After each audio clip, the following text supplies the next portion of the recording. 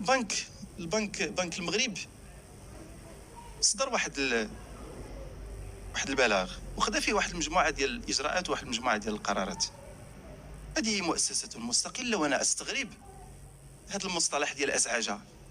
واش حنا فين كنعيشوا؟ ازعاجه ما شنو هو ازعاجه؟ شنو معنيه ازعاجه؟ علاش غنزعج انا من التقرير ديال واحد المؤسسه مستقله؟ لماذا سيزعجني؟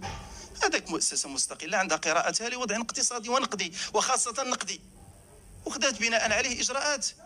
الدستور يعطيها هذه الحقوق. لماذا والحكومه واش كتنزعجوا؟ واش حنا فين حنا؟ الحكومه تشتغل وفق ضوابط، والمؤسسات تشتغل وفق ضوابط. هي عندها قراءتها للارقام والتضخم وخدات اجراءات. مبارك مسعود الله يسخر. لكن انا لا اعتقد بان هذا الموضوع خصو يكون واش نزعجات ما نزعجات، وهذا المنطق المؤامره هنا لا يستقيم، ما راكبش، ما كاينش.